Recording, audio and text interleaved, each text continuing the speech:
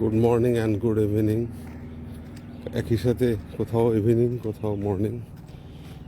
তো অনেকের ধারণা যে কানাডা মানে হচ্ছে আধুনিক শহর, অত্যাধুনিক বিল্ডিং, সুউচ্চ ভবন, কিন্তু আধুনিক জঙ্গল যে কানাডা এত সুন্দর সুন্দর ছোট ছোট পার্কের আশেপাশে আছে, এটা আপনি ধারণাই করতে পারবেন না। হয়তো যাদের অভিজ্ঞতা নেই, যারা কানাডায় আছে তারা অবশ্যই জানে, কিন্তু যাদের জানার খুবই আগ্রহ তাদেরকে দেখেন। এইসব জায়গায় অবশ্য উইন্টারে কিন্তু একদমই বরফ, এখানে কোনো পানির কোনো থাকে না। বাট এখন কিন্তু আর বলা যায় এখানে আপনি আসলে টেম্পারেচার সবসময় শহর থেকে 2-3 ডিগ্রি কম থাকবে, এটাই স্বাভাবিক। কারণ ঘন জঙ্গল এবং সুন্দর সুন্দর গাছ বিভিন্ন জাতের। তো সবাই এখন মর্নিং ওয়াকে আসছে।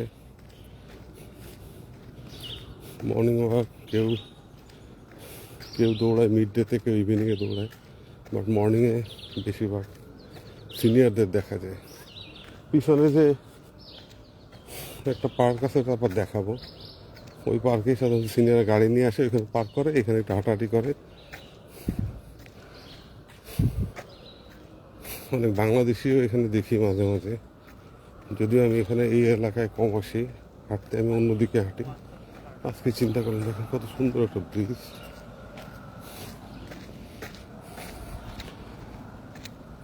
ডাস্টবিন রাখা আছে এবং পানির কল আছে এবং কখনো কখনো মোবাইল ওয়াশরুম আছে।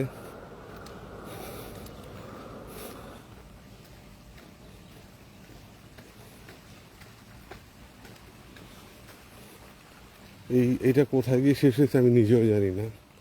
হয়তো যখন আমি বের হব তখন দেখা যাবে অন্য একটা স্ট্রিটে গিয়ে বের হয়েছি, যেটা হয়তো আমার খুবই পরিচিত। বাট এই পার্কের যে শেষ ওইখানে হয়েছে, এরকম অনেকেই সারপ্রাইজ হয়েছি যে আমি হয়তো ওই সেটটা চিনি না, দেখি নাই, বাট অন্য অন্য স্ট্রিটগুলো চিনি। এবং ওই পাশে কিন্তু প্যারালালি আর একটা ওয়াকওয়ে আছে, ওইখান দিয়ে মানুষ হাঁটা চলা করতে পারে। এবং ফর ইউর কাইন্ড ইনফরমেশন, এখানে কেউই কোনো রকম আপনি পি করতে পারবেন না। পি করলে যদি আপনি কেউ কমপ্লেন করে বা আপনি পুলিশ অনেক সময় থাকে এই আশপাশে, তখন আপনাকে জরিমানা করবে। মানে আপনি প্রাকৃতিক কোনো কিছু করতে পারবেন না, এরা জঙ্গলে বা রাস্তায় কোনোভাবেই এটা পসিবল না। ধরা পড়লেই জরিমানা $100 প্লাস।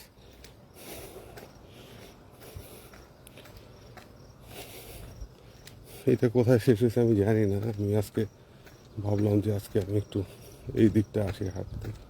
সাধারণত আমি খুব কম হাঁটি, 10-15 মিনিট হেঁটে জিমে যাই, হয়তো 15-20 মিনিট একটু পুশ আপ করি, চেন আপ করি, বাস এতটুকুই।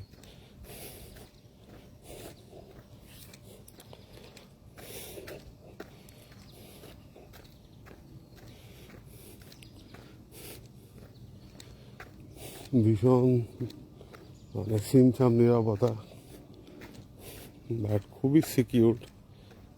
এই কানাডা আমি এখন পর্যন্ত কোনো সাপ দেখি নাই। কানাডায় নাকি ভয়ঙ্কর সাপ আছে, বাট আমার চোখে এখনো পড়ে নাই। হয়তো তাদের জন্য ওয়েলনেস মানে এনাফ স্পেস আছে ইনসাইডে, তাই হয়তো তারা ওরকম লোকালে আসে না। দেখেন কোনো মানুষ নেই এখানে, একদমই। এখানে রাতের বেলায় আপনি হয়তো আসলে আপনি ভয় পাবেন।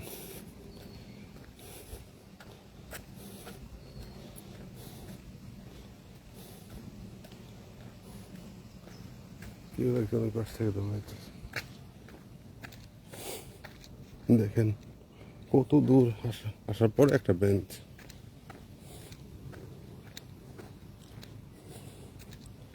জঙ্গলগুলোকে খুব মানে খুবই করা সাজানো, এখানে ন্যাচারালটাকে ঠিক রেখে তারা একটু অর্গানাইজ করে।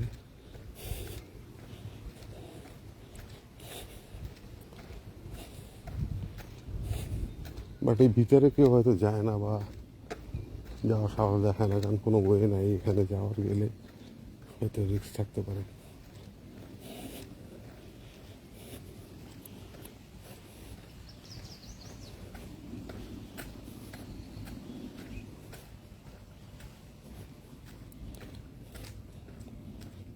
আপনারা যেটা দেখতেছেন আমিও আজকে নতুন দেখতেছি, সুতরাং anything can happen any time. এখানে একটা লিঙ্ক ব্রিজ আছে, ওই যে পিছনে যেটা দেখলাম স্টিলের, এখানে একটা লিঙ্ক ব্রিজ।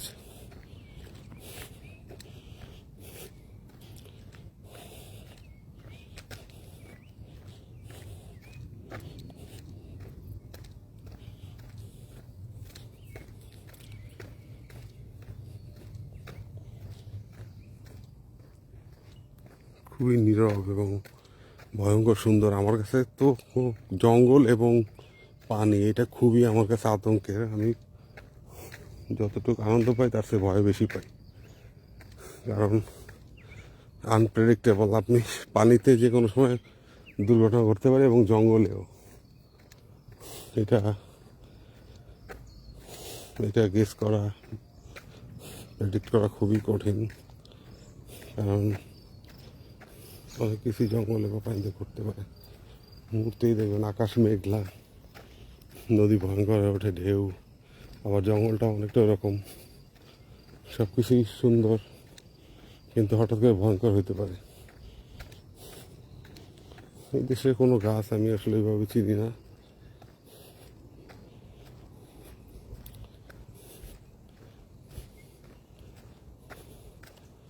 একই পৃথিবী, মাটির ধরনও হয়তো অনেকটাই কাছাকাছি, কিন্তু এক এক দেশে এক এক রকম ফল, এক এক রকম। আপেল বাগানে গেছি, আপেল বাগান একদিন দেখাবো। ওইখানে আসলে প্রাইভেট প্রপার্টি, এই জন্য ছবি তোলা নিষেধ ছিল।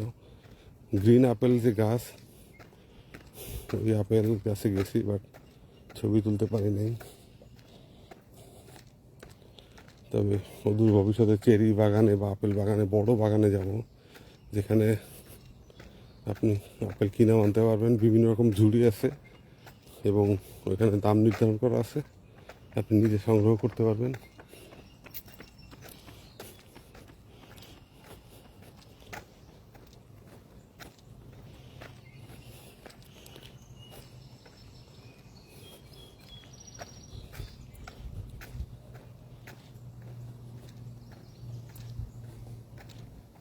এই যে এখানে একটা পথের মতো দেখা যায়, জানি না ভিতরে কি আছে, বাট আমি স্কেয়ার্ড। আমি এই এতটা ডিসকভারি করার মতো সাহস আমার নাই। বাট ওইদিকে রাস্তাগুলোও দেখা যায়, ওদিকেও মানুষের চলাচল বা হাঁটে হয়তো অনেকটাই ক্লিন, বাট এটা পিচ করা, ওটা হয়তো পিচ করা না।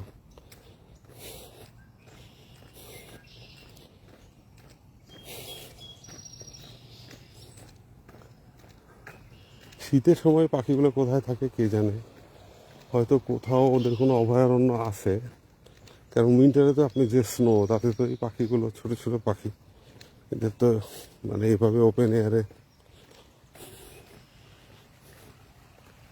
এগুলো ডুমুরের মতো লাগতেছে, বাট ফল জানি না।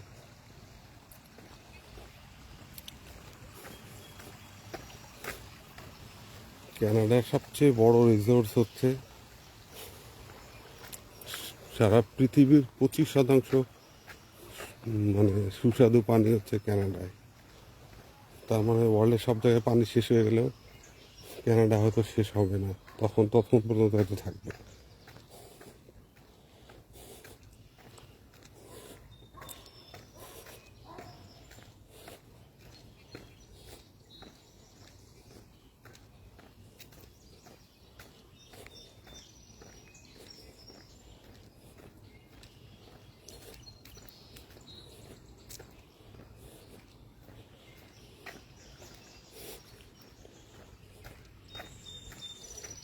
খুবই মজা। গাড়ি মুভ করার জন্য যথেষ্ট স্পেস আছে, বাট অ্যালাউড না।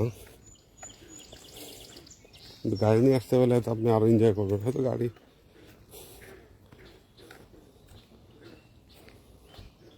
কারণ হাঁটতে হাঁটতে এখানে ক্লান্ত হওয়ার মতো অবস্থা, অনেক রাস্তা অলরেডি পার হয়ে আসছে।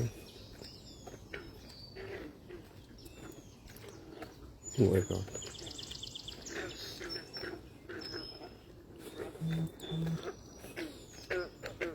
এই যে এটা এক ধরনের পাখি আওয়াজ করতেছে, দেখেন কি ভৌতিক মনে হইতেছে।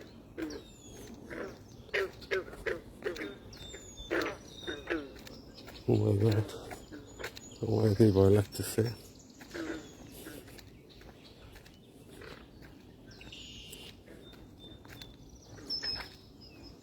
যদি এখানে কোনো আপনি হয়তো ভেরি আনফর্চুনেট যদি কোনো অজগর বা কোনো কিছু দেখেন তাহলে তো আপনার অবস্থা শেষ।